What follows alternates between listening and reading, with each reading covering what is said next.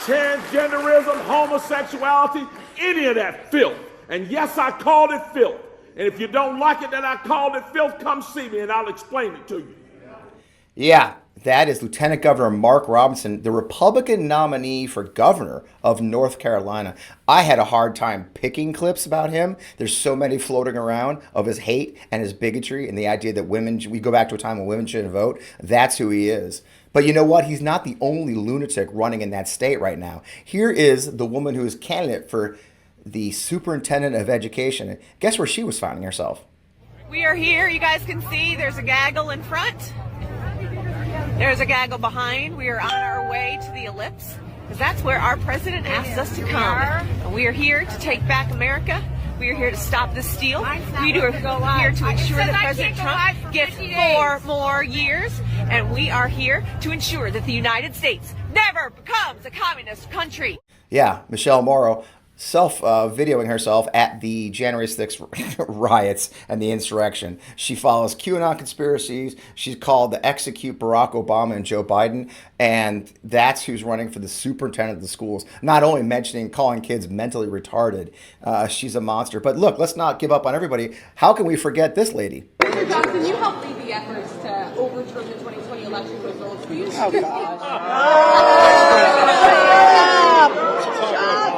Next question. Yeah, Virginia Fox, the shut up lady, also from North Carolina.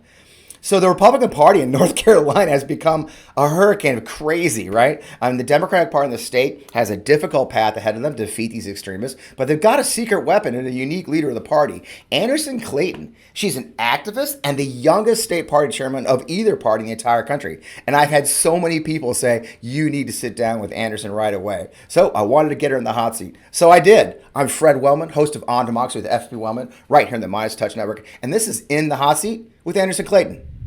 Anderson, my goodness, you are the youngest state party chairman in the country. I'm so thrilled to get hold of you and get you on the MeidasTouch Network. I think I said before that everyone I've talked to in North Carolina, related to North Carolina, said, Fred, you got to talk to Anderson Clayton. So thank you for joining us. It's great to have you here on the MeidasTouch Network. It's great to be here, Fred. Thank you so much for the reach out and the opportunity. Yeah, so as I mentioned, you are now, I think, the youngest state party chairman of any party in the country. You've been an activist since a very young age. I guess the big question is, what drove you into this challenging job, and why did you step up to the plate to take over the party in North Carolina? I think because I was mad, honestly, Fred. And I don't have the best answer, but it is one that it's a truthful answer. I think that coming out of 2022, North Carolina Democrats had seen a record of losses. We lost our Supreme Court. We almost lost Governor Cooper's veto power. We ended up losing it in 2023 when Representative Tricia Cotham out of Mecklenburg County switched parties. And I think what I've seen in this job is just the opportunity for young people to really cultivate and come into our party in a way like we've never seen before. And so I ran out of anger, but I'm here because of hope and optimism that our party can be better and can be push to have or be more inclusive of young voices and young people in our party, and really making that case for them. And I think why I got involved in politics for the first time, because that's what people, I think, sometimes really ask when they ask that question to me. Republicans took away voting rights on college campuses in 2016. And I was someone from rural North Carolina. I'm from Person County, Roxboro, literally called that because it has a lot of rocks in it, right? Bedrock per se, but it's a small county and it's an R+20 county. It's a Republican county. And I grew up there really thinking that I had to get the hell out of rural North Carolina because it didn't think the way that I did. It didn't accept the people that I did, and it didn't love the people that I did. And I think that, I got into politics in college. Republicans, that trope that they have about college makes people liberal. I'm like, that's true. But it was actually Republicans in college that made me liberal in that way. Because in 2016 in North Carolina, we had a Republican governor that tried to strip away voting sites across all of our college campuses. And I was part of a fight to be able to keep a voting site on our college campus in Watauga County at Appalachian State, where I went to school. And it was the first time I'd ever really gotten involved with politics, but it was a fight to be able to keep the right to vote. And I think right now that's another fight that we're still in and we're still looking at this year when you think about someone like Donald Trump and Mark Robinson and Dan Bishop and people like that who are running for office in North Carolina who would like to fundamentally strip that right from a lot of people in our state. And that's the battle of the day, isn't it? And I love your story because it does show how it's morphed and the many aspects to restricting our voting rights, from restricting the locations to saying who can vote where and all those kind of things. And then, of course, the ID laws. It's fascinating to me. But I opened the videos of some Mark Robinson, as you mentioned, Michelle Morrow, Virginia Fox. I interviewed Chuck Hubbard. Matter of fact, Chuck's one of the first people who said to me, "You got to talk to Anderson." You've got a slate of really extreme candidates on the Republican side. That it seems that the Republican Party is really, especially in North Carolina, has taken a very extreme stance as going on. Do you feel like there's a mass madness in your opposing party now, and it's got to be a tough fight? It is. And I think we should take viewers through a little bit of those folks that you talked about. Mark Robinson is my current lieutenant governor right now, who has said there's a website that you all can go to called realmarkrobinson.com. The state party has created it. And it's got every bit of opposition research that we have on that man for what he has said about any issue that you care about that's on the ballot this year, including public schools. He's attacked our teachers. He's attacked our LGBTQ community. Happy Pride Month, everybody. But there has been a attack against every single either marginalized population or honestly any community that doesn't align with his ideas and his values, right? Which are honestly hating people in this state. And so Mark Robinson is running against Josh Stein, who's running for governor right now. He's our current sitting attorney general in North Carolina.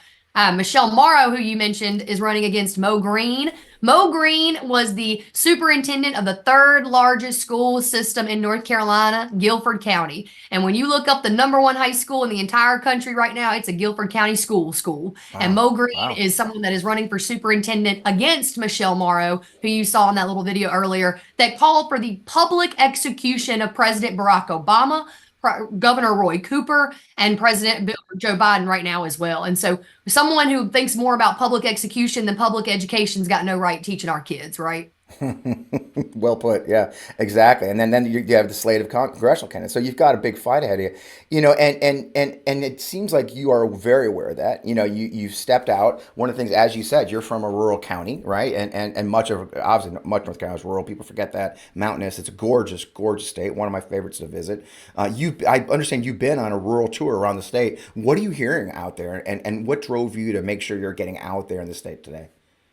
Well, so to be honest with you, I got elected in February of last year, and I've been bopping around the state ever since. I think this year I decided, because it was an election year, I was going to put a title on what I was doing this time in some ways. But it has really been trying to re-engage. I worked on campaigns, national campaigns, since I graduated college up until 2020. And I think in 2020 and in 2016, we labeled rural America in general as Trump country. And we said, man, that ground is gone from us ever again. And I think right now we are in a political realignment. And in a realignment, that means everybody is up for grabs, which means you go out and you grab everybody and you try to talk to every single voter and you chase after anyone, because everybody is somebody worth talking to in this election cycle. And I think that means we need to chase rural North Carolina. And for the fact that Joe Biden in our state lost North Carolina by 74,000 votes, the reason why we're labeled as an expansion state this year, a battleground state this year, is looking at the fact that he came within a percentage point of winning our state, the closest one in the entire country. And that comes from margins. We used to lose rural North Carolina 60-40. We're losing it right now 80-20. And we've got margins that we need to improve in the state. North Carolina has the second highest rural population than any other state in the country other than Texas right now. Wow. And that's because of our geographical and honestly economic history in sharecropping and manufacturing. We have a huge Eastern or North Carolina population that's heavily majority minority. And then you also have a huge population of Western Democrats that, used to be Democrats in the way of working class, the Democratic Party that fought for workers. And I'm like, we're still that party.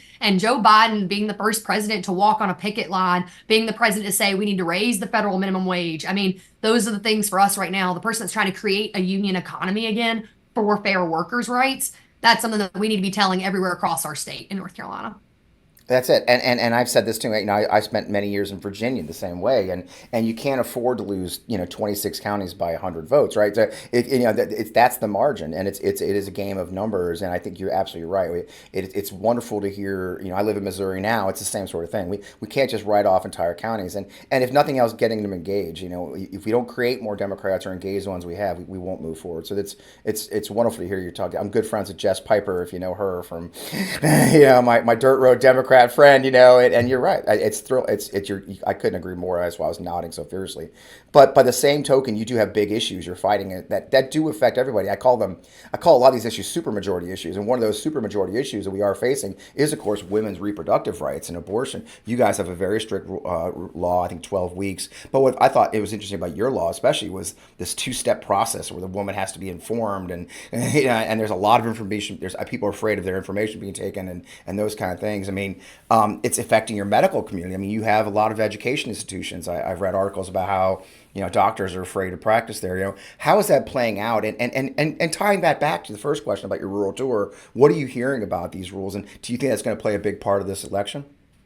Yeah, I mean, we're hearing, I think even in our rural communities right now, we're hearing that abortion is an issue that's on the ballot for everyone, and people care about a right being taken away. And I think that's what people need to understand, is that when you think of the United States, you think of the word freedom. And that means freedom to your own body as well. And I think that everyone across our state, especially on our college campuses, I have heard so much this year from college age students about the fact that they care that our state legislature restricted our right to abortion access in 2023. And honestly, even with Governor Cooper, vetoing that bill and Democrats trying to push back because they had, to your point, supermajority power, they overrode his veto. And so we are in a place right now where we can break the Republican supermajority this year in North Carolina and give Josh Stein a veto, or a way to actually hold the veto power with his pen next year and push our state back. North Carolina is the most gerrymandered state in the country, and we have a long game that we're playing in the state to take back and to basically undo that gerrymander, which is going to look at taking back our Supreme Court. We've got one Supreme Court race up this year, Justice Allison Riggs. She's running, she was a Cooper appointee this last year, but she's running for re-election. We've got one Democratic seat up, and then we've got one Democratic seat up in 2026 as well with Justice Anita Earls. But in 2028, we have the ability. What took Wisconsin 12 years could take North Carolina 6, honestly, and we have the ability to take our Supreme Court back in 2028. And that means we repeal racial and partisan gerrymandering. Because one of the reasons why we're doing this rural tour is that, Eastern North Carolina in particular, Western North Carolina in particular, they feel like their votes don't matter. And people feel like their votes don't matter because the state legislature has been sitting there picking their voters the entire last 10 years that Republicans have been in office, instead of letting voters actually pick their representatives. And that's something that we've seen from racial gerrymandering in the state. And I'm hearing it everywhere across on this rural tour of that, people feel like government's not working for them. And we're going in and we're saying, well, you should be asking the question, why the hell not? Because that is government's number one job, is to work for the people of this country, of this state, of this city, of this community. And you should be asking yourselves, why is that not happening? And people need somebody sometimes to come in and tell them that, right? We need to be educated about how our government works. Yeah, and that's such a big part of it. We have lost that civic education, that understanding of how things work, which takes me to another important question that you're dealing with, the education. We mentioned Michelle Morrow running. I mean, this is a woman who I think in an interview called kids mentally retarded. I mean, and she wants to be, she's anti-school. She's talked about closing it down. She has, I think for you guys, as you mentioned, the guy, Mo Green, who's running as an opposition, you've got people who want to educate children, and you've got someone on the other side who wants to shut public schools down, essentially. I mean, I was thinking as I was preparing for the show that we've really got not just two opposing candidates. You have two opposing visions of what the public schools of your state should be, and how is that playing out? I mean, it seems like it would play out badly in rural states because they need the public schools. There just aren't private schools there anyway. Is public education a major issue? Thank you, Fred. Hit the nail on the head right there. Is that a lot of our rural communities don't have private schools for, right. Republicans have stripped $10 billion over the next 10 years out of our public education system through private school vouchers in North Carolina. A policy that you're seeing, a right-wing policy that you're seeing pop up in states like Florida and Tennessee and Texas and Idaho and Iowa, right? Missouri, right? Yep. Places that, people oftentimes, the Democratic Party is like, we're not paying attention to, because they are typically not states that lead to 270. And in my opinion, our party has got to pay attention to the rural component of this. We can't cede ground anywhere, because when we cede it anywhere, they are starting to attack our communities day in and day out. And what populates in those red and rural states comes to our blue and our urban states in different forms and different shapes, right? And so nationalized policy doesn't always impact state policy. Right. And we're seeing the underfunding of our schools. Public schools are the number one job provider in a lot of our economic provider, right? In a lot of our rural communities, you're looking at our community college system as the number one economic driver. North Carolina, I tell people all the time, someone looked at me and they said, what do you want when people think of the word Democrat in your state? Like, what do you want somebody to think of? And I was like, education. Education, education, education. Because Democrats in this state were the ones that built our education system. Yep. Governor Jim Hunt, who is the longest serving sitting governor in the state of North Carolina, was a Democrat from Eastern North Carolina. He started Smart Start. He started the Teaching Fellows program. They started every early childhood education development that we had in the state that also helped create, the UNC system. We had the first public university in North Carolina, UNC, in the entire country. And that was all founded under Democrats. The Research Triangle took hold here because they attached to the university system, right? And they saw a pathway to build an economy for us. And what used to be the Rip Van Winkle state, right, asleep at the wheel for some people, North Carolina turned into the beacon of the South, the new South, right? Like that envision that people at one point in time had of our state. And I'm like, we're still here. Like that's still there in North Carolina. We just got to make sure we defeat, to your point, the extremism on the ballot this year and elect the experience on the ballot that we have this year with all 10 of our Council of State candidates, our Supreme Court, Joe Biden at the top of the ticket. Because to your point, Fred, earlier, it is two different worlds that we're envisioning right now. And I have young people sometimes tell me, Anderson, I don't know if I'm the most excited to vote this year. And I look at them all the time and I'm like, you are voting for the choice in the world that you want to live in. Do you want compassion and care and empathy and a future that actually gives a shit about you, or do you not? Because that is what you're voting for this year in so many ways.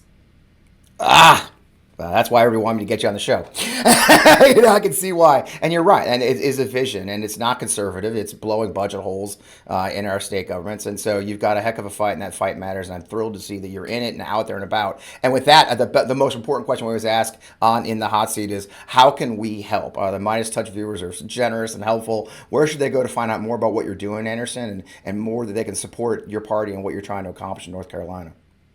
Yeah, they can go to ncdp.org. It's our state party's website. We are knocking doors right now every single weekend in North Carolina. We are phone banking every week in North Carolina. If you would like to get involved in any way, shape, or form, please go to ncdp.org and help us do that. Also, again, if you've got friends and family, if you're listening and you're a viewer from way out there and you ain't in North Kakalaki right now, realmarkrobinson.com is a website that if you just spread it around and let people know who this man is, and the fearful thing that we have in North Carolina right now and that we're up against this year, because we also want to give people the opportunity to know what they can do about it. So just thank you for this, Fred. I really appreciate it. Yeah, and it matters. I mean, as you mentioned, this is a state that matters this election for Joe Biden and for the whole country. And on top of that, who you've got running at the state level. So I'm thrilled to have you here. Thanks for taking time for us. Man, I enjoyed talking to you. I'm going to check in with you again. Hope we talk some more. And the best of luck out there. Man, I was sitting there talking to her. I thought to myself, I should have had her on the main show.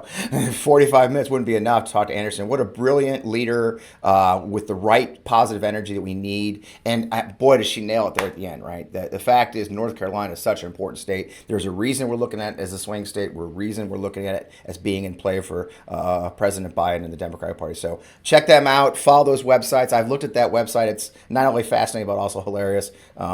Mr. Robinson's a very dangerous man. And having said that, we'll be doing a lot more of these. As you can see, it's ramping up.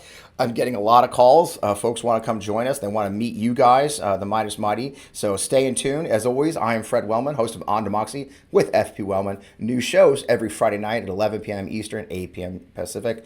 Can't wait to see you. In the meantime, keep up the fight.